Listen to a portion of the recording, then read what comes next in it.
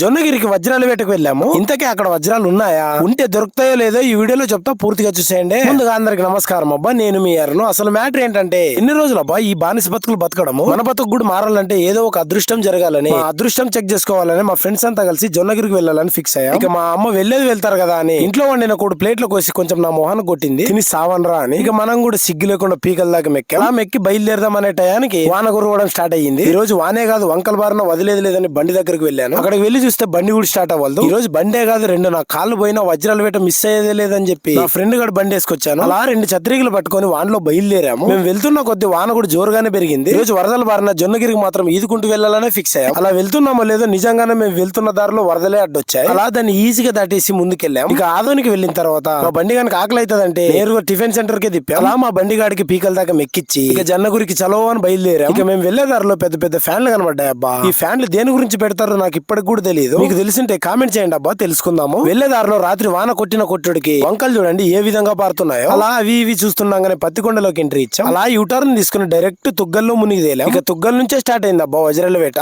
ఇక్కడ చూడండి, ఎవరికైనా డబ్బులు లేక నాలాంటి బేకర్ నాయన్లు వస్తారు అబ్బా వజ్రాలు వెతకడానికి. వీళ్ళు చూడండి ఏకంగా కారులోనే వచ్చారు వజ్రాలు వెతకడానికి. అలా నేను నా ఫ్రెండ్స్ ఓ చోట బండి ఆపి నేను కూడా వెతకడానికి బయలుదేరాను. జనాలు చూడండి ఒక్కొక్క పొలంలో 10-20 మంది దాకా ఉంటారు. ఇక నేను మా ఫ్రెండ్స్ కూడా యుద్ధం మొదలు పెట్టాము. అలా కింద చూసి వెతుకుతుంటే నా కళ్ళకు రాళ్ళ తప్ప ఒక్కటి కూడా కనబడట్లేదు. అలా వెతకంగా కొద్దిసేపటికి ఇది దొరికింది. సేమ్ వజ్రం లాగే మెరిసిందబ్బా నా కళ్ళకైతే. ఇదేంటన్నా అని వేరే వాళ్ళని అడిగాను. ఆయన కాసేపు చేతిలో పట్టుకొని చూసి ఏమన్నారు అనేది నెక్స్ట్ వీడియోలో చెప్తానబ్బా. ఇక అంతవరకు ఫాలో చేసుకుని వెళ్ళండి అబ్బా. ఇక ఉంటా, బాయ్ బాయ్.